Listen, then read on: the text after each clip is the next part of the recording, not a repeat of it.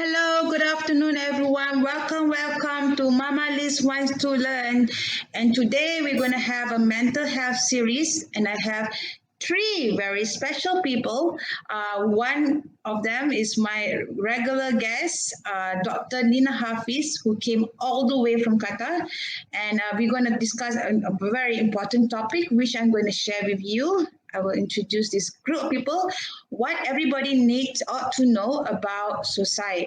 I feel that this is a discussion we need to bring up. Especially the last during the pandemic, there are a lot of cases. I myself, had these suicidal thoughts when I was depressed while I was living in Qatar. And if you've seen to my previous session, Dr. Nina Hafiz, who was in Qatar with me, has helped me through a lot. She is a clinical psychologist at School of Behavioral Science and Humanities, University of Ballarat, Australia. Now, another person I like to also introduce is Kak Nga.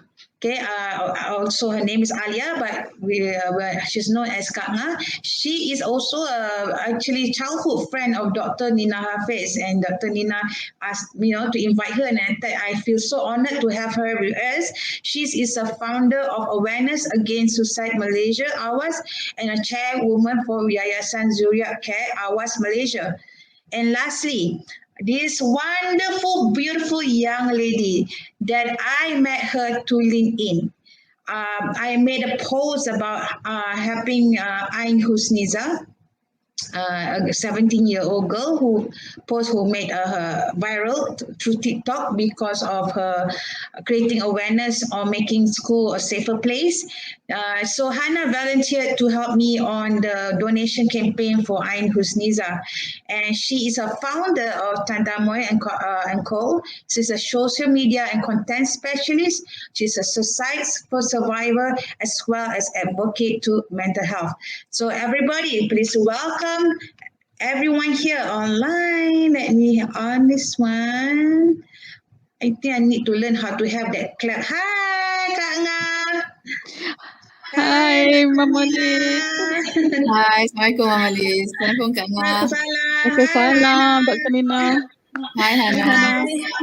Thank you so much for coming here. Today is the first time on Mamaliez Want to Learn show on Saturday. Usually I only have one guest, but today is the first time I have a panel, and all of them are so amazing women, powerful women, and I'm so happy to have all of you here today to talk about this topic. Okay, maybe you guys, before you go on and introduce yourself, I just want to say hello who is online here. There's Mahmed Tahir Agra. From Istanbul, Turkey. Hi, nice to meet you. And then we have also Lily Ko. Thank you for joining us. Let us know where you're tuning in from, whether you're in Malaysia or outside Malaysia. Let us know and your name, and whether you guys have any experience in about as relating to today's topic. So, okay, let's go ahead. Let's start with Dr. Nina. How about introducing yourself first? Okay, first, thank you for having me again, Liz. You don't seem to be bored of me. But thank you for having me. Assalamualaikum to everyone, to the audience, to the panelists. I've heard amazing things about you all, mashallah. So I am a clinical psychologist. At the moment, I'm residing in Doha. And I think Liz and I knew each other from Doha, and she's invited me on a couple of her shows, and then now we're together doing the mental health series. So I have three beautiful children, alhamdulillah, and so that's that's a little bit about me.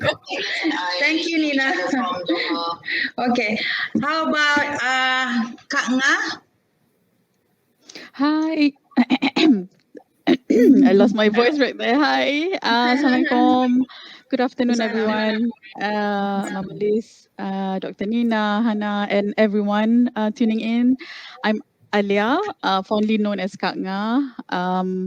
Why Kak Nga? It's because Kak Nga is a very special name. Kak Nga provides me strength, so I love the name Kak Nga now. I am the founder of AWAS, or Awareness Against Suicide. The reason being why I founded AWAS, starting the first of MCO, first lockdown, that was, so AWAS is still new, still a baby, almost 2 years now. Yeah, 2 years. So I started AWAS because I am a suicide loss survivor. I've lost a loved one to suicide. So now through AWAS, I'm supporting people bereaved by suicide, as well as people who are dealing with not only suicide loss, but people who are struggling with suicidal thoughts and actions, and people who are, I want to normalize, I want change. As we know, Malaysia is still criminalizing people who attempt suicide, and that's a big issue for me. So yeah, that's why I found AWAS, and doing what I'm doing now. I'm a mom of two girls, and what else? I'm also real estate negotiator. So yeah, that's my profession. All right, thank you, Kak Nga. Okay, Thank Hannah. you. Hi. So I guess this makes me the baby of this group. So I'm 28 this year, and yes, I met Liz through volunteering for a social media role to help her out with a fundraiser. But yeah, I've been a social media specialist for 5 years, a mental health patient for 7 years, and I've been an advocate for close to a decade because for me as a young adult, I've had a lot of experience with people who have either attempted or that includes myself at this point, but also who are dealing with either the mental health issues or challenges brought about by the MCO. And well, when Liz invited me to come on the show, I was definitely happy to do so. So thanks, Liz. Yeah, thank you so much, Hannah. Actually, Hannah also, like, I just met her about a week ago online, and when we talked and then we connected, and then she was sharing her story. I said, oh my God. And when she was sharing, I said, hey, you know what? By the way, I'm having this talk next week. Could you just join us? What She just like, yes. I think it was just meant to be, we were connected for other things, but then, it's somehow related to this week. And I thought that everyone should hear her story, how she survived it and all, and maybe let's start the ball rolling. Uh, Maybe like, okay, I want to ask, what are the causes people attempt to suicide? Sorry, Liz. Yeah. Can we put up the disclaimer dulu, and Oh, then I yeah, can yes, give a okay. verbal trigger warning? Okay, Yeah. thank you for reminding me. Thank you. All right, here you go. Okay. Not this one. Wait, I did. This one tak nampak sangat. I think you made it brighter. There's another slide. Okay. Okay. Okay. So basically, on behalf of Liz, the show that Liz is presenting is really meant to be educational, and I think to create awareness for everyone out there regarding mental health and mental illness. So the information that we share, it's not going to be a substitute. It's not intended to be a substitute for professional medical advice. So please don't rely on the contents of this show. Again, it is for awareness and for educational purposes only. So if you feel that you are affected somehow by the information presented in the show, or it's something that you relate to, please seek the guidance of your doctor, other qualified mental health professionals with any questions that you have, okay? And a verbal trigger warning for the audiences in this show: we will be talking about suicide, we will be talking about death, and it is going to be quite a heavy topic, but a topic that needs to be discussed regardless. And I hope that you are just, well aware of the fact that we are going to be discussing those things, and to be prepared, or you may, choose to maybe tune out if you want to. Okay. All right. Thank you, Liz. Awesome. Thank God I have Dr. Nina. So it's an awesome, Dr. Nina. Thank you Liz so much. excited sebenarnya kan? You're too excited actually Sampai too. terlupa. Disclaimer. Doktor kena remind kan, doktor kan. Yeah, that exactly just what Dr. Nina has mentioned. Why I do this today is really to create awareness on this topic, which is quite a taboo subject. People are not really wanting to talk about it openly, but is sometimes people just want to sweep it under the carpet. But then is you can hear now the last since the pandemic, there's so many cases going on, yeah, and not just in Malaysia but outside Malaysia. Going back to my first question, maybe I can start with Dr. Nina. What usually that causes people have this attempt to suicide or to go to have this kind of suicidal thoughts? Okay, so before that, I'll share with you these statistics. So about 700,000 people a year die by suicide, and it is actually the fourth leading cause of death for 15 to 19-year-olds. So it is, I think, about 77% of suicides that are reported happen in countries, less developed countries. But again, the numbers are worrying, and I'm pretty sure the numbers have actually gone up because of COVID. And that is, so that brings it to the risk factor. So the number one risk factor for suicide is previous suicide attempts. So either one or more suicide attempts. So that person is at the highest list of being at risk for suicide. You have mental illness as a risk factor, so depression, anxiety, personality disorders. You have conflict, so conflict in war, conflict at home, conflict at the workplace, isolation. So isolation is a big risk factor. You have illnesses, that's a risk factor as well. Disaster, violence, abuse, relationship breakups, for example, a divorce, or just a breakdown in your relationships, chronic pain or illnesses, discrimination. So there are actually many reasons for why someone would have suicidal ideation. So suicidal ideation is when you have thoughts of suicide, and there are different degrees of suicidal ideation as well. So usually when a person comes in, one of the things that we will check up on is if they have ever had suicidal thoughts or if they have ever attempted suicide. That is something that we actually make sure we ask every person that comes through the door for a mental health professional.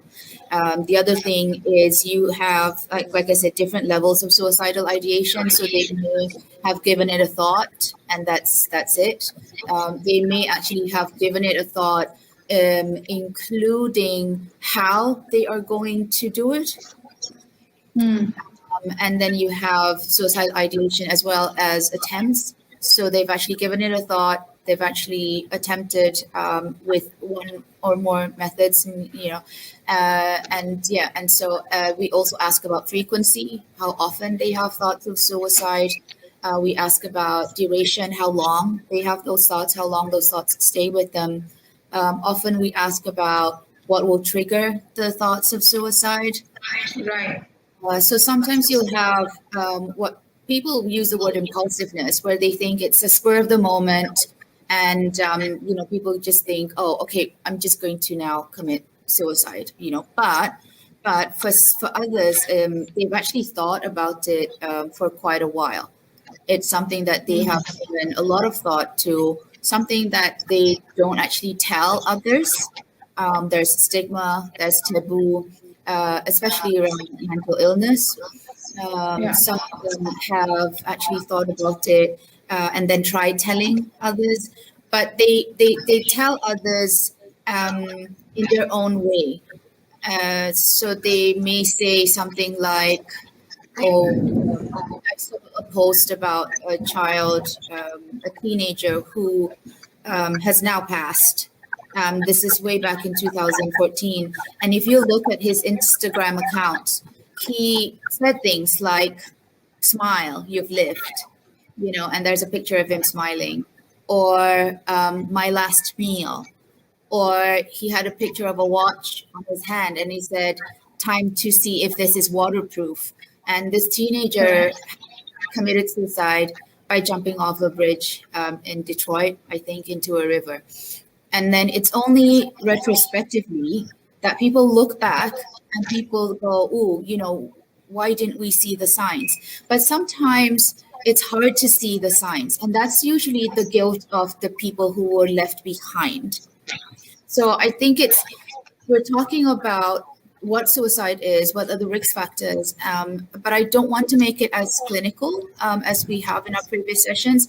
I think having the input from Kak Nga, having sort of her awareness, her expertise, and obviously her hard work in making people aware of suicide, Hannah as well, and her experiences. I think that will really give us a very personal view of what it's like. So I'm just being cautious of being too clinical today. So we'll see. No worries. I look forward to hearing from Katma and Hannah, especially. Yeah. So, okay, going forward from what you're saying, that those are the causes, even like the signs Risk that can factors, become yes. even the social media, and the risk Yes. factors, and in the social media, it can come out as well. I mean, sometimes people didn't think they can see it and all that. That's Okay, right. I just want to ask, maybe Hannah, can you share your experience with the audience? What went on with you and what happened? Okay, let me think. So, I have actually, Alhamdulillah, I've not had any ideation for some time, but the last time this happened, I remember it was a really stressful time. It was during the pandemic, and I just remember feeling completely hopeless. I remember thinking to myself that this was never going to stop. This was never going to end. Because I couldn't do anything. And that's a recurring theme from everything I've ever read or heard. Most of the people I know who go through ideation, they just feel really hopeless. Because for myself, for my last attempt, it went past ideation and I actually had an attempt. And that's why it was so severe, because I went as far as plan. So the planning phase is probably the point where I should have actually called my doctor and been like, okay, I need help. But it was just this overwhelming feeling of I couldn't do anything to change my situation. I couldn't get out of it. I couldn't change it. I couldn't help. And that is always the one feeling that leads to ideation, or pushes me from ideation to, because I've had several attempts before. Right. Do you remember? Can you please share when was the first time that you actually had the ideation? At what age and what are the trigger factors? 15. 15. Like, I can actually at 15. So, what was going on in your life at that time? Yeah, you were at school. Yeah. Yeah, I was 15. It was PMR year. I just lost my dad. The year before, I lost my dad to cancer, and that year, it was rough. I didn't have any friends. I couldn't talk to anybody. Things were pretty hectic at home. Things were pretty bad at school. I just didn't feel like I could talk. And I just remember that was the year I was being bullied really badly. Like, having my classmates. I mean, I'm 15. This shouldn't be happening. But people were, like, taking my backpack. I had my bags thrown out the school window. And then things would just go missing. My things would go missing. I couldn't. I was gonna catcall or yelled at or made fun of as I would walk from classroom to canteen. So all of that happened for about a month straight, and that was the first time I remember having actual suicidal ideation. And the second time, when was it? After that, it just sort of became a recurring theme. Like every 3 months, it's like clockwork. You're like, oh, Oh, I kind of feel like I want to die today. Huh.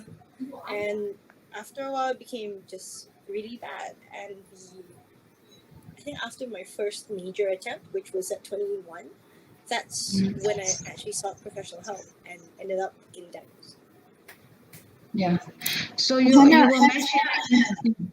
was anyone aware of your suicidal thoughts or your attempts? My younger sister was the one I who was see. the most aware, I but see. it wasn't exact. It didn't feel like it was safe to ask for help, because there was so much going on at home. There was so much going on in school. There was so much Right. going on. It just kept going until when I hit 21. That's kind of when the actual, because I've always had I have a history of self-harm. I have a history of self-harm. I have a history of eating disorders. So it's kind of like, Right. okay. But it Right. never went as far as to attempt until that 1 year. That's what Right. Right. So you were mentioning that only your sister know about aware of Only my sister was this, the one who was aware. but you did mention to me before that. Yeah, but you were mentioning that your family, your mom, everybody was quite open in talking about mental health. I mean, Yes. alhamdulillah, I come from a family that's quite open in terms of when I finally did ask for help, they actually listened and said, okay, fine.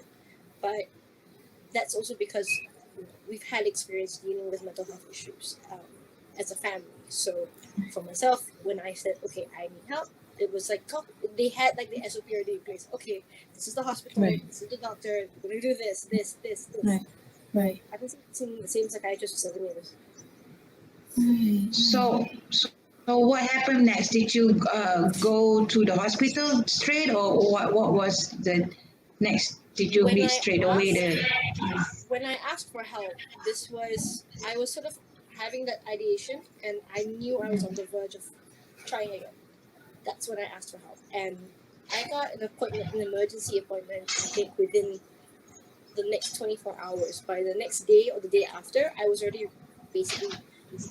basically told to get in the car, go to the hospital, go talk to psych, and it was a complex appointment because technically I was already an adult, so it wasn't like I was a teenager at 16, but my parents still came. They still spoke to my psychiatrist. I asked the psychiatrist, and from that it was like every week I was going. Sorry, I couldn't hear that part.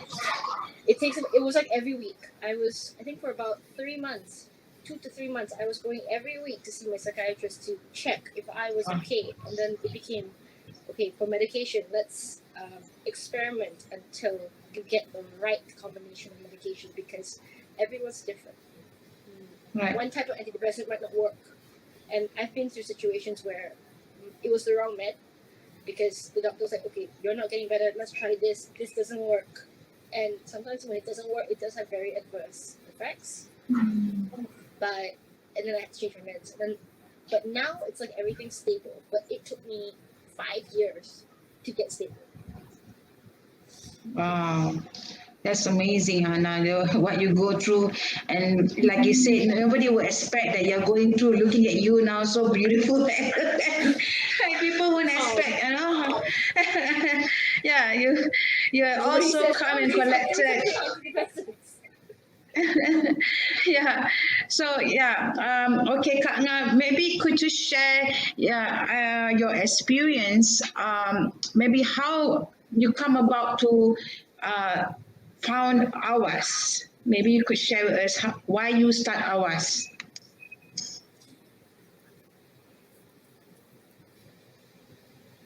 Wait, you are Sorry, muted. yeah, got that fixed.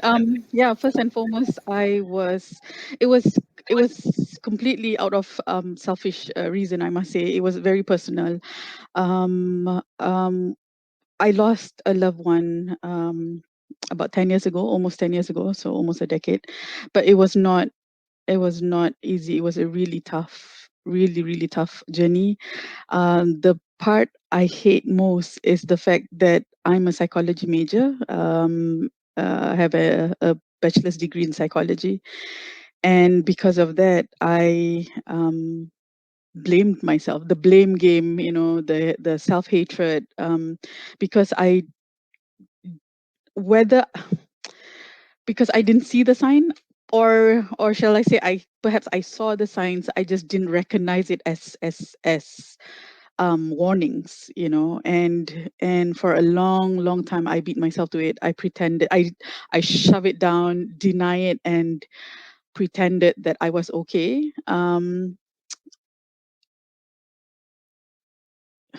Yeah, and because and plus, by the way, I applaud you, Mamaliez and Dr. Nina, having this talk, this conversation. People don't like conversations about suicide. People are not comfortable. Especially the Malaysians, right? Like, or anywhere, but it's always like, what would people say? Apa orang kata? Apa orang kata? And I honestly became sick and tired of that. I got sick myself. After dealing with the loss, I opened up a cafe, pretended that I was okay, running a business. I did not deal with my emotions. I did not deal with the loss, with the trauma. The loss was traumatic. About 10 years ago, you don't hear things like seek mental health help. Everything in the media or in the newspaper or the comments that people gave was neraka, neraka, hell, hell, hell. This person goes to hell. This person must be a low life. This person did this, and like everything was just awful, nasty judgments, and it was painful. It was painful to read. It was painful to look at, and yeah. So the grieving process was extended because of this, because people were just mean and unkind, and and on top of which, in Malaysia, almost 10 years ago, there was no support for suicide loss survivors. You cannot find. I honestly went to seek help. I mean, okay, if you were talking about personal help, like psychologists, psychiatrists, yes, you can find. But as far as like support group or association helping or supporting the suicide loss survivors or people bereaved by suicide, there was none. So because of that, I started Awas, simply because actually I started it with anonymously. I did during MCO. I felt like I was better after the diagnosis in 2019. I went to get for help. I was diagnosed with depression and anxiety. I was dealing with a lot of things. It became like what happened to me was, it was like a what do you call this, volcano.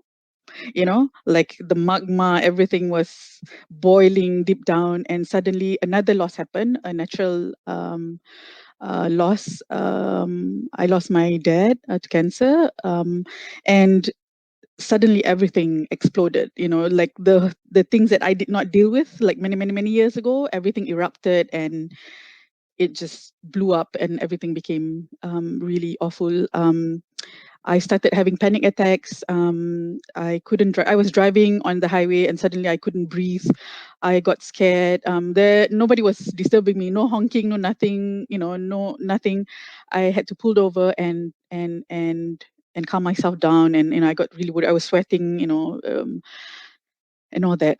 So anyways, I'm all jumbled up. My stories are all jumbled up here. But the point is, I guess, I went to seek help because I was also struggling with suicidal thoughts myself. I was not suicidal in action, but I was having a lot of intrusive suicidal thoughts, like, like I'm better off not alive, my kids will be better off without me, things like that, because the sense of hopelessness, the sense of guilt and shame, and not being able to talk about this. People don't want to talk about this. Not having the space, the safe space to discuss about these feelings, this loss, so I decided to create my own thing through Facebook and Instagram. I started Awas. At first it was just anonymously, but amazing things happened. People reached out to me, people from all over the world DM me and connected with me and said, thank you for your post. I could relate with your post. I just lost my dad to suicide. I just lost my friend to suicide. So so it became a little community. And then I felt like, hey, there's a need here in Malaysia, because there's no support group whatsoever in Malaysia. And I said, yeah, I just have to push myself and be brave enough to talk about this, because I tried really hard to find another Malaysian who is a suicide loss survivor, but it seems like it's really hard to find one. And if I found one, like, they refuse to really like share or be in the support group. So yeah, so I told myself I had to be the first one to do this. It's not something people do, but it's something I have to do. I want change. I want stigma to stop. Um, I want people to stop being nasty to each other. I want people to get help, and not wait for until it's too late. Yeah, so that's a little. Thank you. I'll Yeah, continue. that's amazing, Kak Nga. Thank you for sharing that story, how you started. It is very, very important, because I think I think it is because our belief system that we have is, even in our as a Muslim, we say that this if we try to commit suicide, is we masuk neraka, is haram. You already against Allah's wish, that. So I guess people, if you even you want to say about it, but hey, apa ni kan? So I think it's natural for people to just stigmatize and, hey, don't talk about this. We're not supposed to talk about this. Yeah. Right. Dr. Nina, maybe you guys, maybe you can share. I If want to ask the sorry, audience first. Do you guys face this kind of thing? Are you able to talk this kind of difficult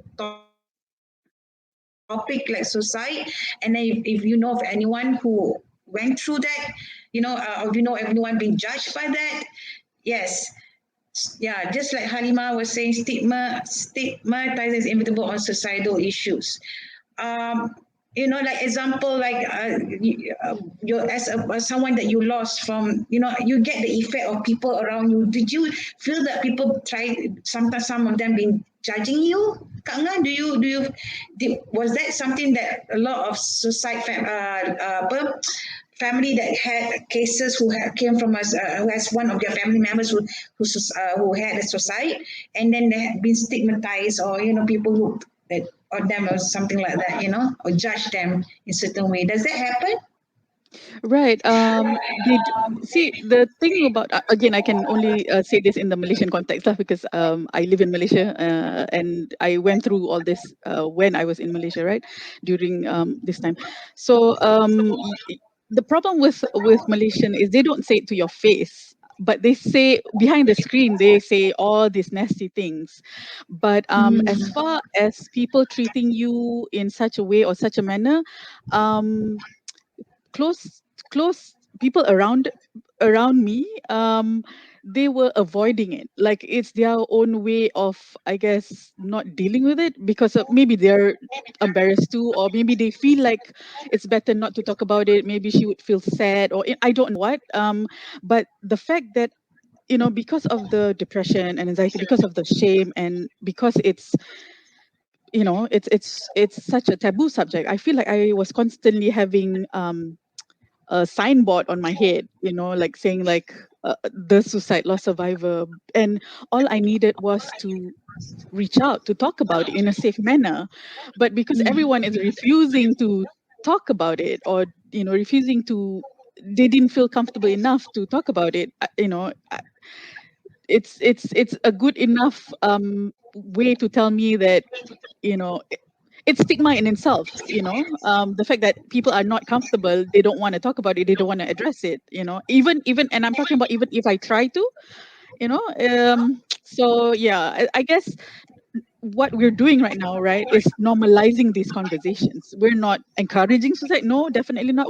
But we're encouraging people to talk about mental health, because at the end of the day, it's about illness. People are tadi when you talk about neraka and all that, right? I before I started this advocacy work, I seek for Ustaz's opinion. I said, Ustaz, I need to do this. I feel like there are a lot of people who are suffering, because for everyone who every suicide loss survivors, right? There are many people around them who are struggling, who are suffering, who cannot talk about this, right? Because of the stigma and taboo and shame and all that. So these people are also at risk of suicide themselves if they are not being supported. So for every Yeah. one suicide case, there are so many people around it who are suffering. And I said, I want to do this support group. And Ustad said, yeah, it's fardu kifayah upon Muslims, not upon you, Kak Ngah, but upon Muslims. And because we don't have it, we need to have this kind of support. And I was like, oh, wow, that's a green light for me. It doesn't matter if people are not comfortable about it, but we need to do this, so that we can stop. Yeah, I'm going to mute now. So we have Maybe here Abdul Ghani was saying, I lost my sister, my younger brother, nephew last month due to COVID. Yes, I have to take therapy. Abdul Ghani, that's amazing that you're willing to go and seek help. Yeah, like if you don't, and would there be cases of, that's also a form of trauma, right, Dr. Nina? If people are facing this kind of big losses through COVID, that could be a trigger point if they don't seek therapy. Is that right, Dr. Nina? Wait, you are muted. Okay. Oh, sorry. Yeah. So yes, it is a trigger point, as Kak Ngah was saying. Surrounding one person who's a suicide loss survivor, there are others around them that also need help. I think when she said that people, because I'm a suicide loss survivor, and it's happened a long time ago, but it's still very hard to talk about. It's the emotions are still raw. The thoughts that you have are around, why didn't I see it? What could I have done?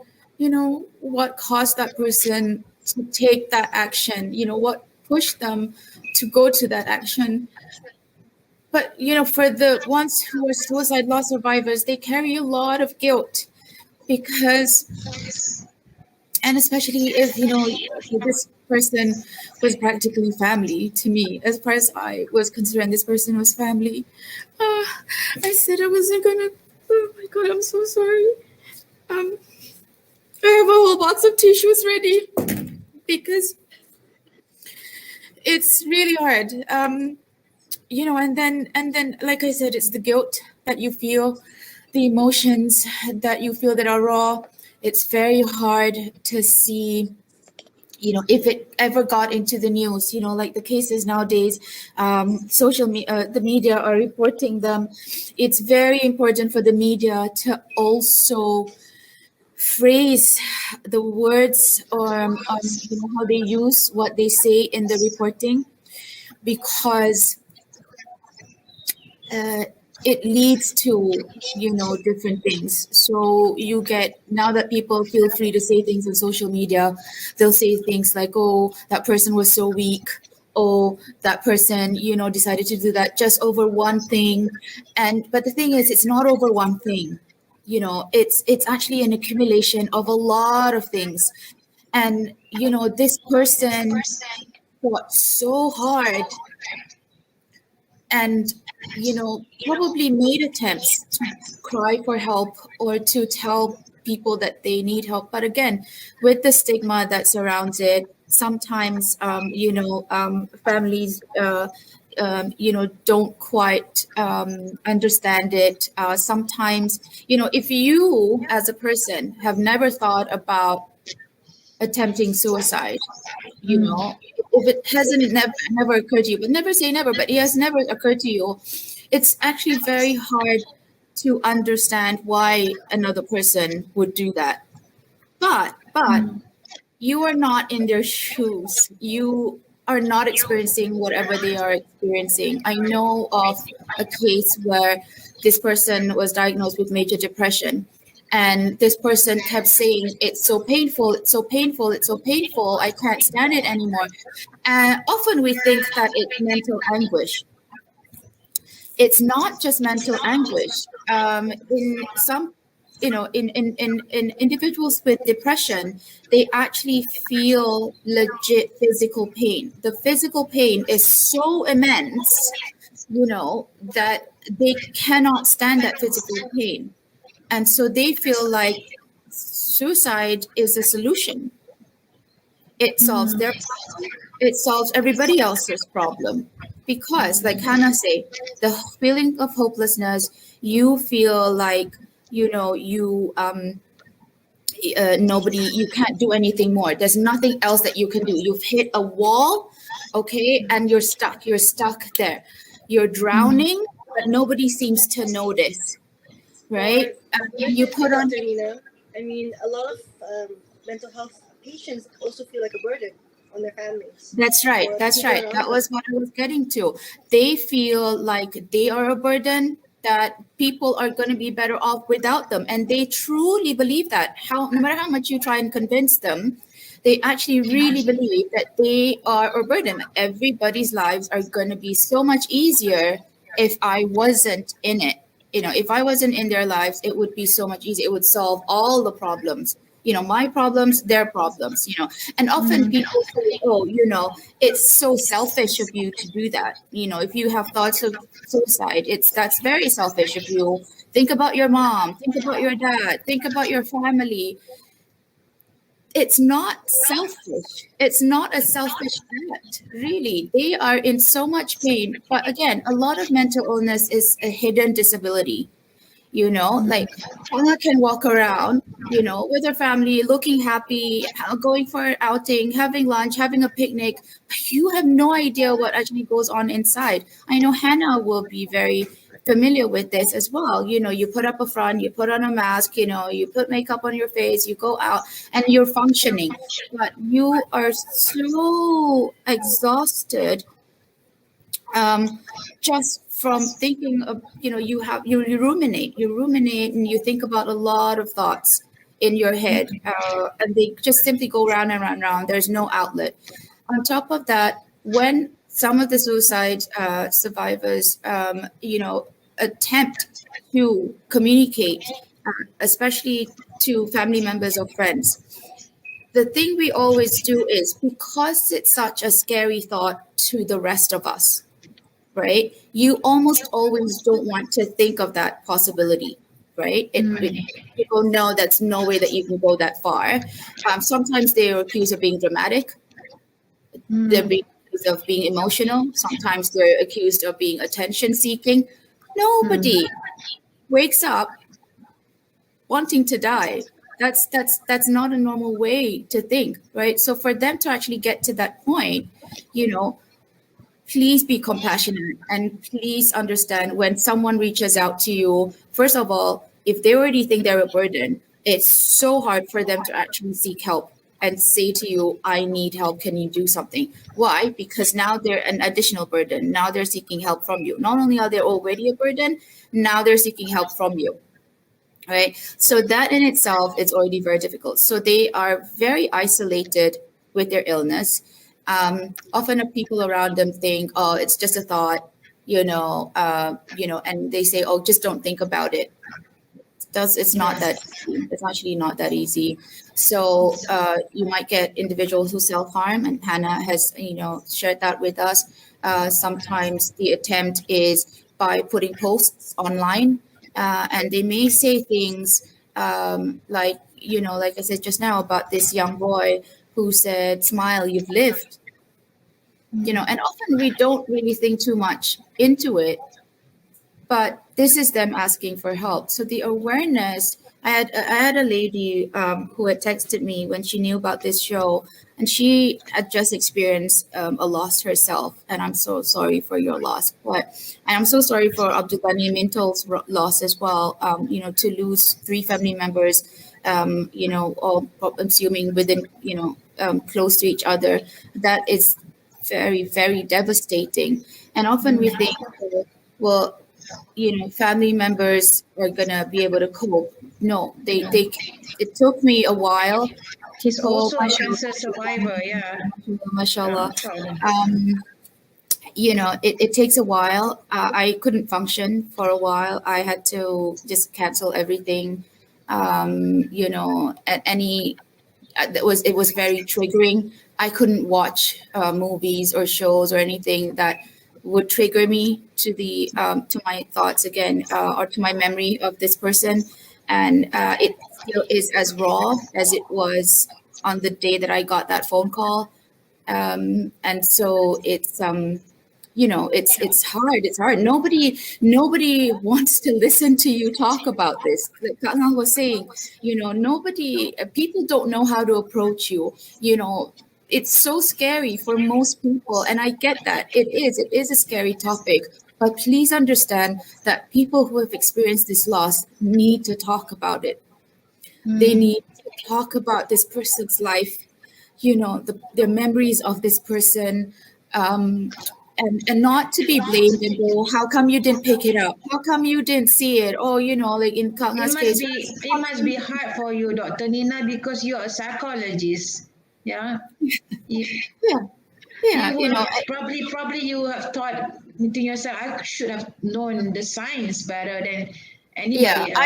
I wasn't in Malaysia at the time, so I was out away, and I think the contact that I had was very much reduced, with this individual. But I can't imagine how painful it must have been for this person to have gone through what they've gone through in terms of the mental anguish and the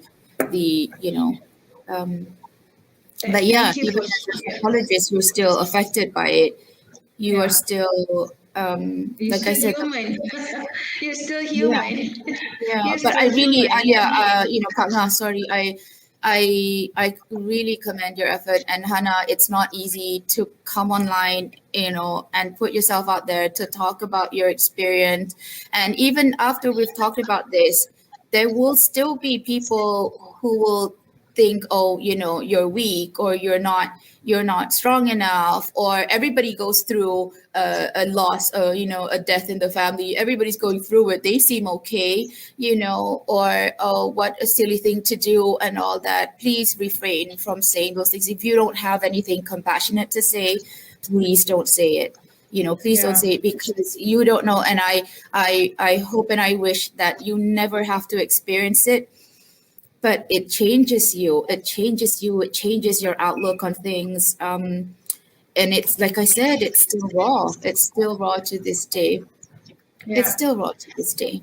I'm sorry that you.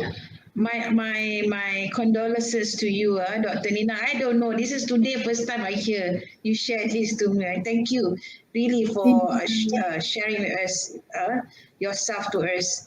Hannah, like we were talking about being stigmatized, and I know. I was wondering, I'm sure you went through, did you go through that kind of people being stigmatizing you? Can you please share with us your own experience before and after, whatever, during all your times? Yeah. Well, like Katna was saying, 10 years ago, there was no support. It was really hard to find any sort of support for mental health, let alone someone who had survived the loss of a loved one. But as a mental health patient and as somebody who has tried, I've lost friends. I've lost the respect of people. I've lost opportunities, knowing that when people find out, they're like, oh, you're like that. You're just being dramatic. You are such a drama queen. Like, your life isn't that hard. Do you have a job? Did you go to school?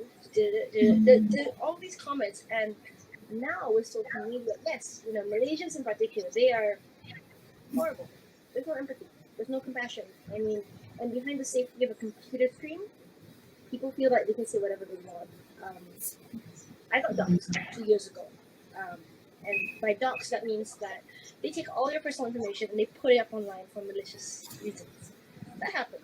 And one of the things that came out was the fact that I've got the mental illness and that I have attempted. They're like, oh, tak kesian. Tak kesian mak dia. Kesian mak dia because she's so like this.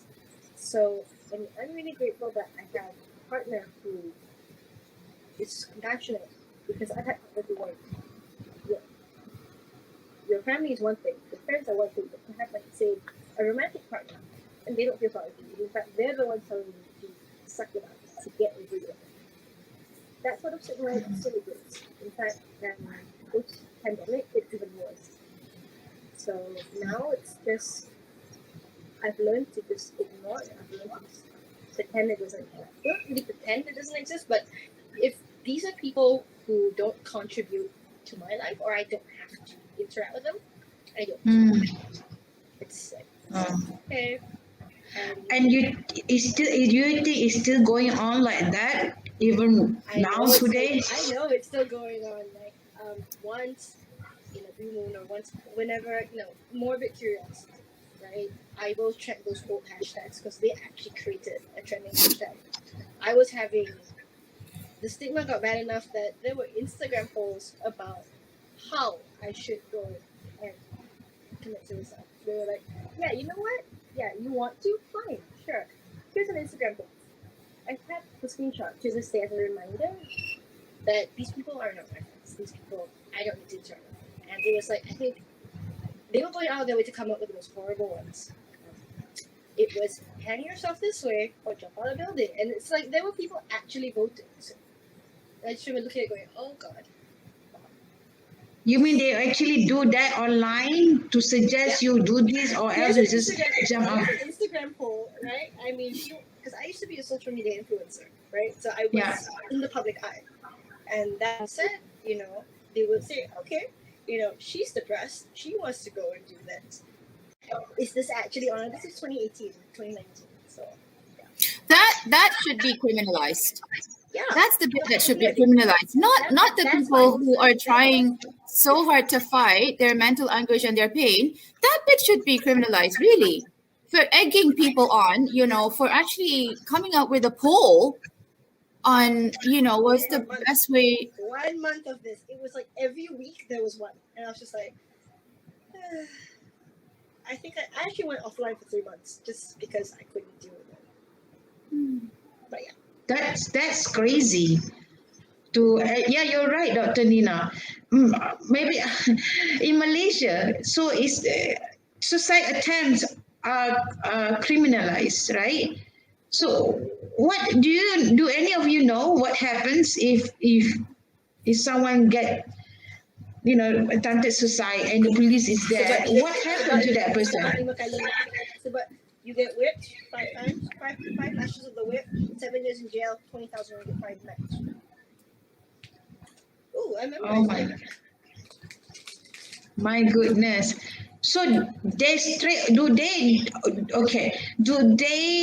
like in your case, Hannah, because you will volunteer to get help, right? But if those who do it in the midst of that they get cash, I don't know whether they get any kind of. I survived my attempt, right? Like either for me it's like I was stopped right before, or in the case of Rasa, I was stopped. I survived my attempt. But people who get caught midway through, that's what I've heard stories that they just get carted off to like lock up. Lock up first without getting them any psychologist to see them. How do you do? They just get yanked off to lock up, or they just basically get carted off. Because if you're caught, because I've been the person that receives that phone call. I've been the person who gets the phone call from the friend who says, I'm at the edge of a building, I'm going to jump. And I'm the one going, okay, no, let's not do that. But I'm the one who also tells them, please don't do that. And if anything, just don't get caught. Please don't get caught, because it will not work out in your favor. And it's pretty much, that's what happens.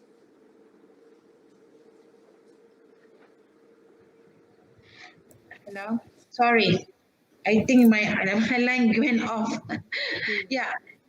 So that means if they get caught, they go straight into jail and no one will really attend to them.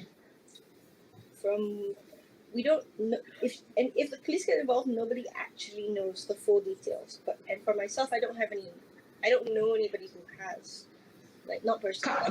Kak Nga, have you heard any kind of cases like this? If somebody get caught by the police suicide attempt, do you know how do they act? I mean, is anyone supporting them, or straight what is their SOP? Okay. What I know is that if you get caught, right, in the act, the police will come and catch you, and you will be prosecuted. Either Hannah, correct me if I'm wrong. I've never heard about the weeping and all that. I don't know that, but all I know is that they will be prosecuted, either fined or jailed or both, depending on the severity or whatnot. I don't know.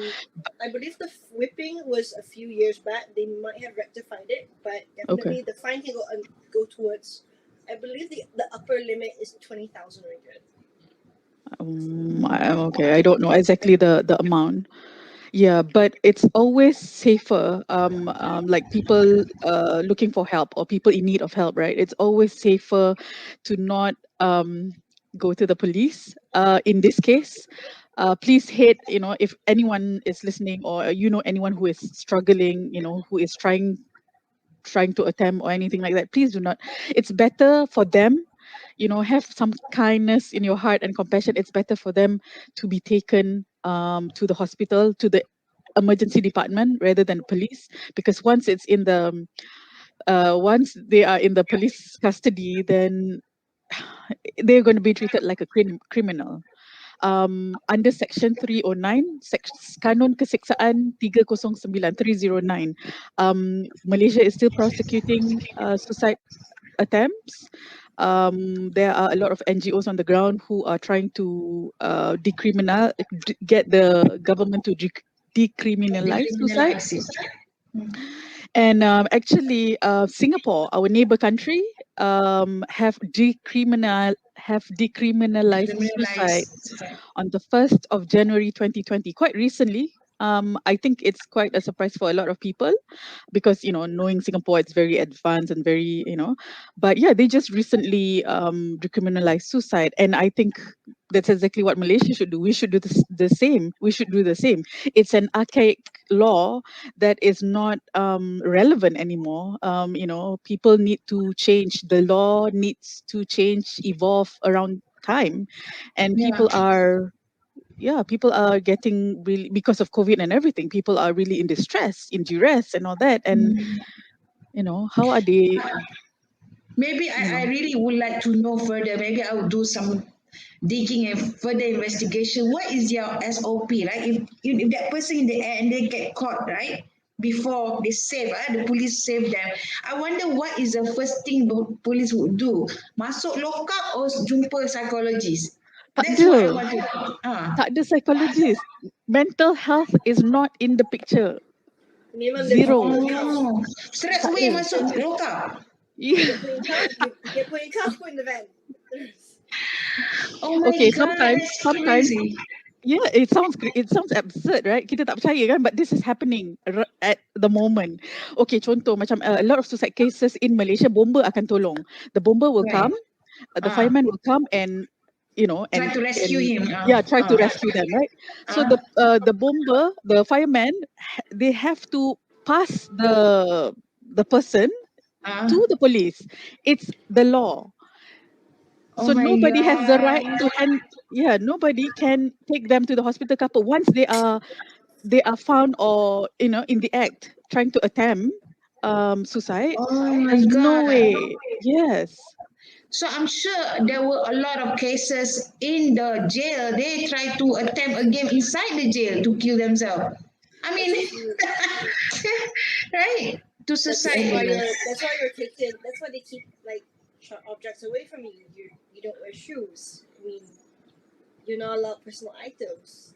That's a risk. I mean, even in American prisons, they take away all these things because the worry is that you'll actually commit suicide. But Hannah, here, not just prison, even in the mental health ward, in the psychiatric wards also too, right? I didn't have. Okay, that's another thing I want to ask you, Hannah. Please do share your experience, because you did mention that when you seek help, you did go to these homes. Yes, can you share your experience of being? Definitely, I would probably end up if I had a choice, if I could go back and choose, I'd definitely have chosen the ward, and not the home, because these rehabilitation homes, right? They're largely independent. There's no one. They are private. Are they private sectors? Private rehabilitation home? Yeah. Okay. The majority are, and that's why the treatment you get in the home varies so much. There are the ones that cost you in upwards of 24,000 a month, and then there are the ones that don't cost that much, and then the treatment's very different. But it's very it varies. So for me, being in the ward, I definitely got better. I appreciated the routine because I think that's the core part of it. Create routine. Yeah. So can you yet share your experience why you didn't want to stay in this private rehabilitation home? What happened there? Like you were mentioning that you had no mobile phone and all that. Can you just share? Definitely in the wards you don't have a phone either, and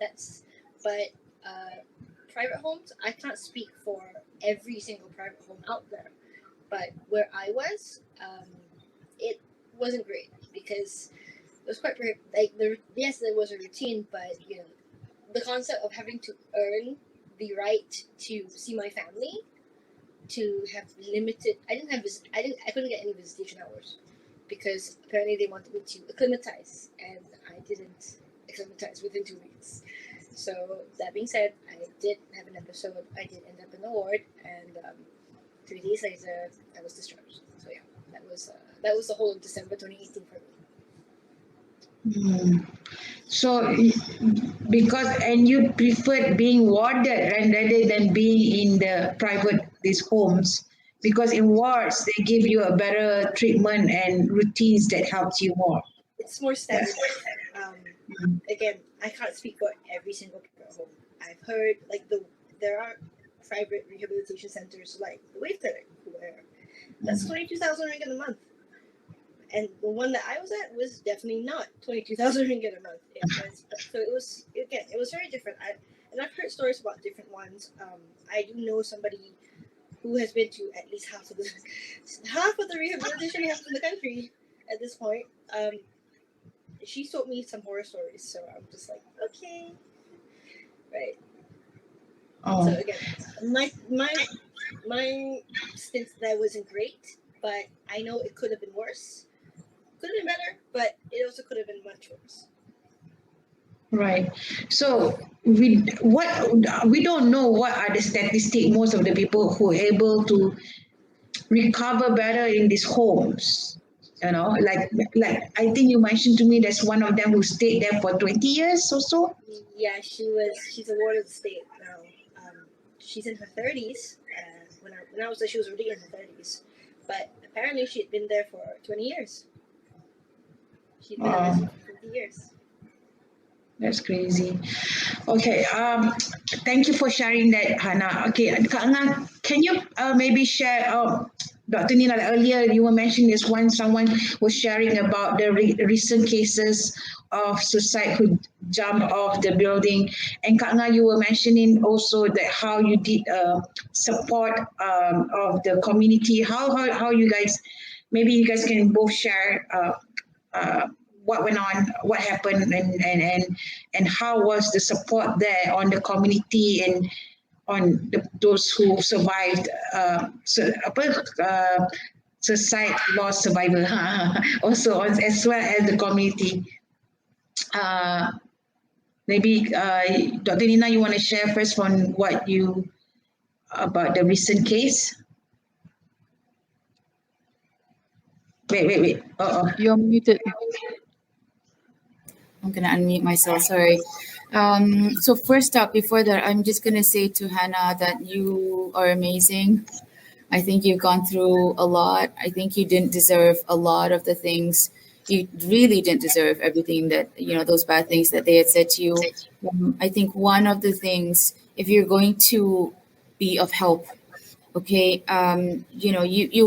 it's hard to stop someone from having those thoughts, but you can still try and help them. You can still do mental health checks with them. We talked about in the last few sessions that I had with you, Liz, about risk factors, right? We've talked about, signs. The lady that had contacted me, she wanted to know, how can I stop this from happening to another person? And I think what Kanga is doing is, of course, giving a space to suicide survivors, um, survivors or family who have experienced it, to talk about that, in a safe space, to be heard, to be understood, to be shown compassion, to be shown empathy. I think the mental health check is very important for us to do. If you're going to check on your neighbor because you notice that their car hasn't moved from their garage for 3 days, or you notice that there's no activity, or if you notice your friend, for example, or family members are withdrawing, or are more quiet than usual, or have just experienced a significant life-changing event, please check on them.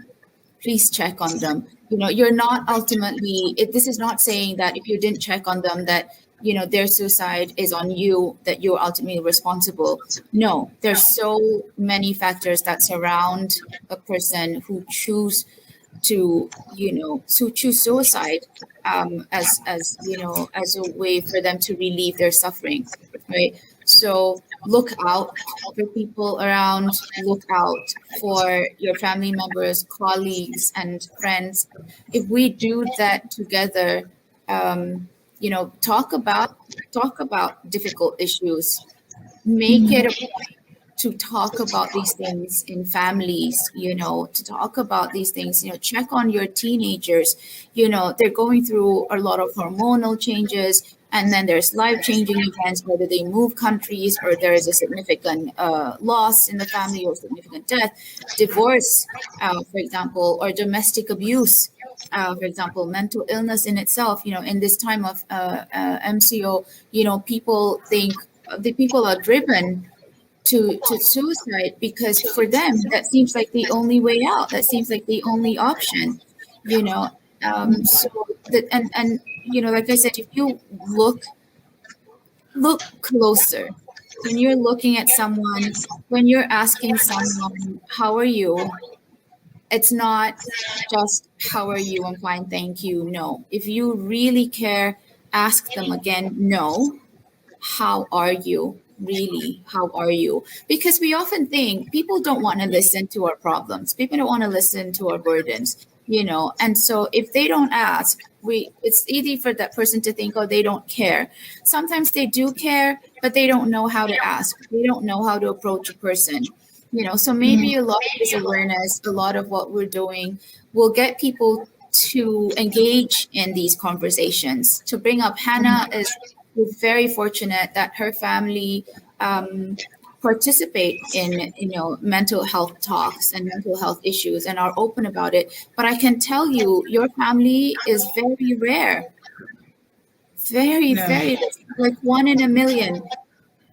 For a lot of families, it's scary. We often talk about, if you are a parent, you often talk about your children and what they're going to be and what they're going to do. And you tell them to be kind, and you tell them to be polite, and, you tell them to show compassion, and you tell them to reach for their goals and reach for their dreams. It's great that you do that, but maybe also focus on the present and ask them, how are you at school? How are you with your studies? How are you what's hard for you? Is there anything that you want to talk about? Is there anything that you want to share with me? Is there anything that I can help you with? Okay, check on them. Notice when they're eating less, when they're eating too much, when they're sleeping less, when they're sleeping too much. Notice when they no longer want to engage in activities that they usually do, things that they used to like, they don't. Look at them and notice if there are cuts on their bodies, cuts that they try to explain away because, and they get nervous about, sometimes, a cry for help is usually they hide the cuts, but maybe a cry for help is when they actually make you on purpose notice the cuts that they do, because that's their only way of asking how to ask for help. There are some who do what I call bargaining. So they might decide that today is the day that I resolve my issues, okay? And that is through suicide. Now, sometimes what they will do is they will say to themselves, tell themselves, okay, if I walk along this road, if one person smiles at me, then I won't jump off the bridge. Oh, yeah. Or if one person says hi to me, if I go out and I walk and one person, says hi to me or greets me nicely, then it's a good day. Then it's not. Then I won't go through with it. But the thing is, we often don't look enough. We don't see. So it doesn't occur to you to ask them this kind of questions, But they're also going through so much that it doesn't occur to them that maybe people won't know what is in your mind right now. Often you will see suicide loss survivors and families will say, "Oh, she had a problem, or he had a problem for a bit, and then I think it got resolved because they were happier. They became happy. They wanted to go out. They asked to go out to a restaurant to eat, and they went out to meet all their friends. They haven't gone to meet their friends for so long, and then they suicide. And then you're left with, hang on a minute, we thought they were okay. He was going out with friends and she was meeting up her colleagues, or, she bought gifts for everyone, and wrote beautiful cards for everyone. And then you realize it's them saying goodbye. No. I'm sorry. Yeah, it's okay, Dr. Nina. So sometimes you see the signs, and sometimes we try to be optimistic for people, and we do look at them and we do see them. We think, oh, I think he's okay now. I think she's okay now. She's resolved her issues. They're going out now. But it's only because in their minds, they know now. They know there's one way out that is going to end all their problems. And so they're happy because they found the solution. And yes, and then so you see that, and you, of course, retrospectively, you're thinking about so many things now. But this is the thing. I think we need to not just look, we need to really see. I do mental health checks with my kids all the time, and my kids are like, why are you asking me this? I am fine and I'm this and that. I said, I'm happy and glad that you are fine. But you know what? You're not always going to be fine. Things are going to happen. Things are going to come up. You're going to have challenges and stuff. And I just want you to know that you can talk to me about it. You can bring that up and you're not alone. And I'll be here. I'll help you as much as I can. I'll get other people to help you as well. We'll find people to help you as well. You're not alone in this. They often feel like they are alone. And that sense of helplessness blankets everything else. They can't see straight. The only way they want is the only solution for them is, I just want to end this pain, because it's a lot of pain. It's a lot of pain. Like I say, you don't know what's going on. But maybe try. Maybe, be a big people, but in a good way. And always assure them, whatever it is, you come talk to me. You come tell me. We will figure this out. We will work something out. In young children, it's always bullying. In Hannah's case, it must have been so difficult, for your bag to go missing or to be misplaced or for things to go missing and all of that. And, if the teachers are not doing something about it, if she can't feel that she can talk to someone and stuff, that's really hard on a 15-year-old. The last thing you want to feel is people ostracizing you and people bullying you and people pushing you aside, whether the abuse is physical, or, verbal or emotional or psychological. And that's the worst thing. It's really hard. It's really, really hard. And you feel like, what's the point? Why what's the point? Like, I can't see. And some will say I can't see beyond next week. There's nothing to compare to, because everything is so bleak.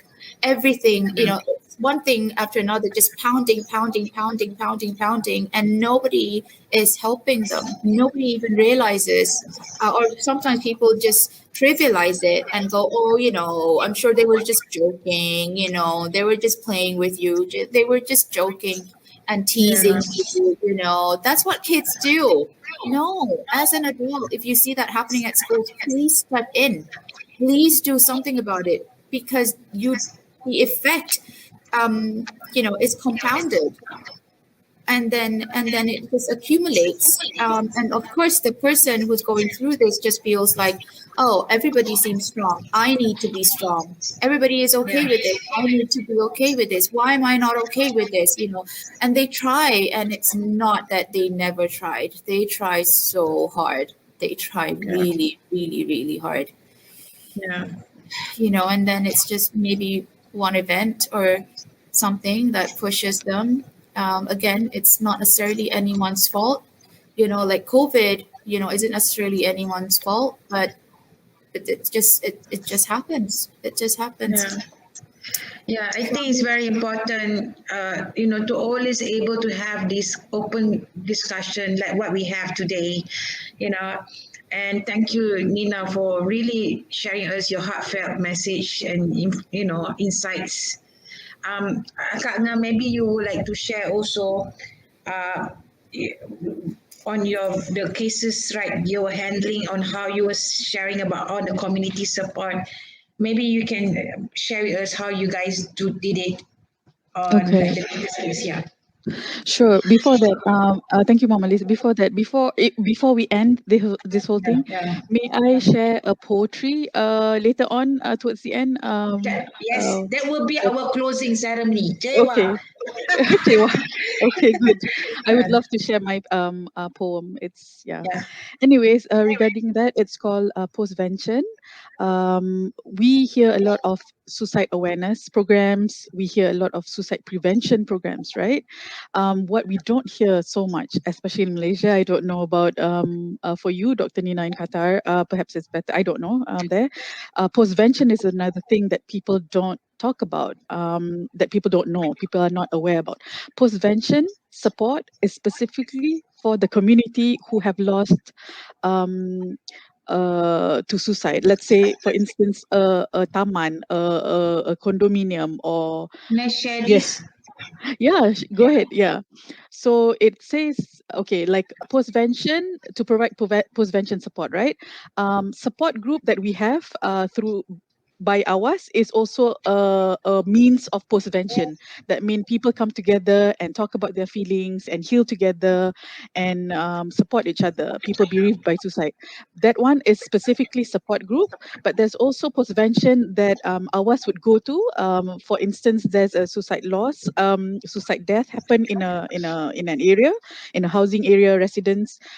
We go there, of course, with permission, and then we ask if they would like to be addressed. Like some residences are really affected, really traumatized by the death, because sometimes people witness it, sometimes people heard or saw what happened, and they need to process this. Like Dr. Nina said, every time, there's you have big emotions, you need to talk it out, right? And you need to process this. Trauma needs to be processed, because if not, it will it will stay in your body and it will affect you, it will hurt you, cause you pain and emotional pain, physical pain and all that. So we go in, ours would go in, like the last time previously, recently I went in with a psychiatrist, just because if I did not go with a psychiatrist, people would be like, what is she doing here, trying to, because sometimes the residents, the people, the community do not want to accept it as suicide, again because of taboo, because of stigma. We're talking about here in Malaysia, yeah. And sometimes because the police investigation has not concluded it as suicide, although sometimes we know it's suicide, it's just that they don't want to regard it as suicide. So we come in and we say that's fine. You don't have to think of it as suicide. Just think of it as a traumatic death, that we are all affected. We are all impacted as community, because some of you are neighbors, some of you some of your kids used to play with their kids, and things like that. So I'm sure, So, like, you so are Kak, affected. maybe just to tell the audience, I think Kak is sharing is about some dams that happening from buildings, yeah, that jumps off, that something like that, is it? Yeah, that happened. Yeah. If you notice, I from the beginning I don't say about Oh yeah, how yeah, yeah. how how Oh, how sorry, things sorry about happen. it. Yeah, Oh, it's okay. Yeah, it's just triggering for some, especially people who are yeah, vulnerable. The yeah, methods, usually, safe media reporting does not allow yeah, yeah. to Okay. specifically say, what are the methods. But yeah, for instance, let's say a suicide death, whatever the That death yeah, is, it can be anything. yeah. Yeah. So we come in and give support and make sure that, because some of the residences would report, like, having nightmares, they cannot sleep at night, they would have to Uh, leave their homes for a while to, yeah. because of the images that they have in mind. Uh, The body is no longer there, but the trauma is there, so they're affected by it, and they need a safe space to process as a community. And of course there's a lot of things, when suicide death happens, the media is always the first one to come and try to get things out of the residences. And yeah. so we will advise the people there to not to just only have one spokesperson from the among the residents, because when there are too many people talking about it, and then people speculate, people sensationalize. The problem with Mm. suicide loss survivors is it's always the reporting, the details of What of the happened? person. Yeah, what happened, you know um it's one, it's to protect the privacy and the dignity of the family, and they're going through a really hard time, rough time, right? Having people saying all these things does not help. It will re-traumatize them, add more traumatize and burden to them, emotional burden. One. Two, for people who are vulnerable, right?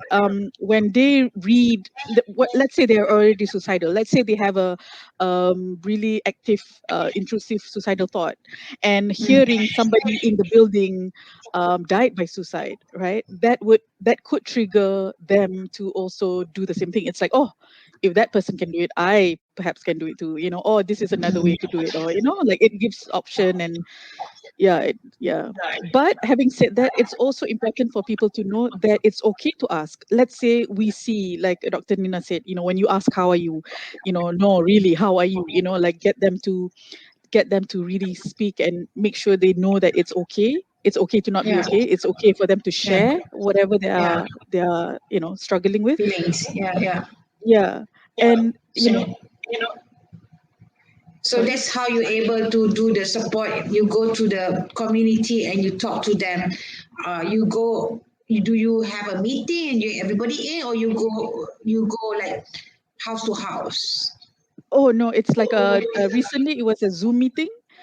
So Uh, we started the meeting. That there was like 60 people turn up, and so people um, shared their views, shared their feelings. That's um, when it was like a community thing, and people come together and support, and they baca yasin together, and and then okay. there was a lot of things involved. But the fact that they are being addressed, it's important. The emotions, Yes, the yes. yeah, the feeling unsafe, or and all those emotions are being addressed. So if they are experiencing, and then the psychiatrist came with me to share the talk, Yeah, to present as well. So she advised on the medical side. She said, if you're right, not if you're not okay, these are all normal responses to trauma, right? Like not sleeping, right. restlessness, anxiety and all that. But Yeah, if yeah, yeah. this is prolonged, if all that you are experiencing is prolonged, let's say after 2 weeks, after 1 month, you're still struggling, it's affecting your functionality, you cannot, sleep and things like that, please seek help, because that means, you are affected by it, and perhaps it's become a disorder or illness that needs to be treated. Yeah. So, Yeah. yeah. Okay. Thank you So so much, Kak. I think before we end this, I just want to share this one slide here first about mental health. Yeah, Dr. Nina, I think, has already talked to us about this before. This slide, whatever information, you can go to ours. I got this from ours Facebook group, so you can go to her Facebook and ours. Look, you can search for it, and you can get all the information from ours if you need the support. I think, Dr. Nina, you want to summarize on this, how important it is on mental health, how we can self-care, and it's all factors that comes in together. you're muted. Your message. Okay. Can you see? Okay. Yeah. Your So last message as regard to this, yeah. So before we listen to Kak Ngah's poem that she wants to share with us, just to summarize, I think what's important, and in previous mental health sessions series that we've had with you, Liz, it's highlighting how there's so many variables around us that can contribute to good mental health. Okay, and so what you're seeing is part of what the community can offer. So everyone and anyone outside of you yourself as a person. So you're looking at, supporting your loved ones, having a decent living wage, affordable housing, being able to access mental health services, having parental or family support, racial equity, there's no discrimination, and so on and so forth. But also things that you can do for yourself to ensure that, you're in your best mental health state as much as you can. But this actually shows you the role of the community as well in helping everyone, and not just, oh, you're responsible for yourself and that's it. No, you're also in some ways indirectly responsible for other people, because we don't live on an island. We're all dependent on each other. The government, for example, or the health centers, schools, workplace, all of that contribute. All of that is actually really important to support a person's mental health. And awareness, it means that if you realize that one of those things are not working or not helping, then and your mental health is kind of going out of balance, then seek help, seek support, do what you can, talk to people, do research, go out there, do as much as you can to make sure that is somehow balanced again. Now, that's very hard within a COVID situation, where there are MCOs. Qatar is experiencing its own lockdown. We're in phase 3 though, so it's not as strict as the issue in Malaysia right now. But also because we don't have as many cases in Malaysia, it's pretty much very contained. The authorities here have done a splendid job, really, in trying to contain all the cases, and making sure that everyone is aware of the SOPs. Everyone, as much as they can, are vaccinated. In Qatar, for example, you cannot go into restaurants or hotels if you're not fully vaccinated. If you're 16 and above and you're not fully vaccinated, you are not allowed to. If you are a teacher, you cannot teach unless you are fully vaccinated. So I feel that in Qatar, it's easier to implement that. They have a much smaller population. They have a different form of government and a different way of handling the issues. But still, people are still affected by it. A lot of children have anxiety because they aren't able to go out and socialize and meet. So I think just as a conclusion, this is really hard topic. But I wish and I hope that people, and I know it's Kak Ngah's wish as well as Hannah's wish, and of course yours, Liz, for people to keep talking about this, no matter how uncomfortable it makes them, because you don't know how that can help another person. just getting, at first it starts to be uncomfortable, but after a while, you start, it starts becoming less difficult and less hard, and it's still going to be very emotional to talk about, but at least, it's out there. People are aware. People look at that in a different way. I know Kak Nga really wants for everyone, and Hannah as well, to look at this with compassionate eyes, with empathic eyes, rather than judgment, Agree. and scorn, and Thank you so much, Dr. Nina. And I think that's why me and Hannah is doing this campaign for Ain Husniza, right? Because we can see, she's 70 years old. She's doing her, doing her SPM this year, and now she got defamation suit for 5 million. I heard that. For just telling whatever she feels online, and she gets people bullying her online. I cannot imagine that's why I came out with the campaign of raising funds for her to get the mental health support as well, so that she get the right support, so that she won't go through like what Hannah was going through when she was in school. This, and now it's not just bullying at home, or at school, physically or verbally, but it's now you see people doing it online. And people can just easily, hide, like Hannah said, hiding behind the screen of the computer. They think whatever they say, they can just say it without no responsibility. So Hannah, maybe what is your last message to the audience for you as a suicide survivor? What is your message to the others? I think it's just the same thing that everybody else has spoken about before this. Look at this with empathy. Because it's really hard now, harder. Post-pandemic, things are harder than ever. Just have that compassion. And given that everybody's online, don't put out things without compassion or without taking responsibility for them. That's it. Thank you, Hannah. Okay, Kak Nga, we're ready for your poem. And tell us before your poem, you will have any last message, and then you can read your poem before we close our session. Thank you.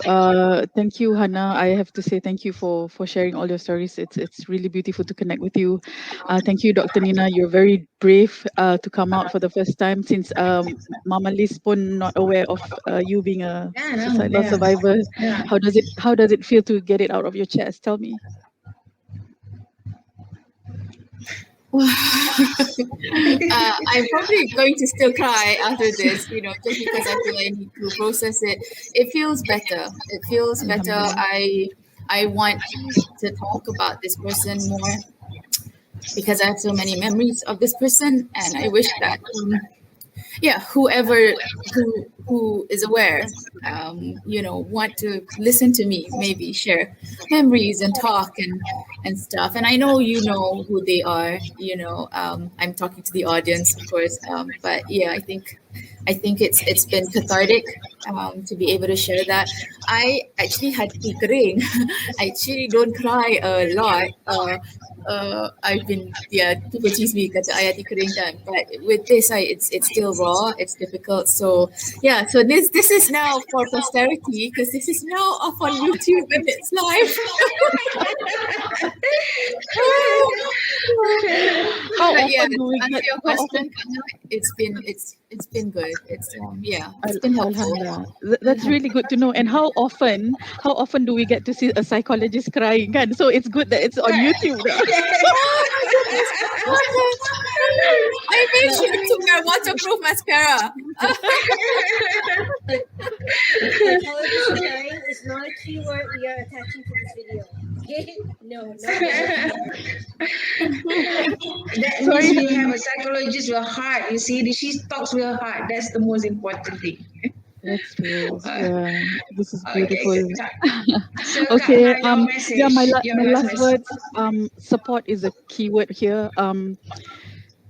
People who are struggling should not be alone, should not struggle alone. So please support, please reach out. For the people who can see other people who are struggling, please reach out to help. And for the people who are struggling, please, no, for the people who are struggling, please reach out. And the people who can see other people struggling, please reach in to help. It goes both ways.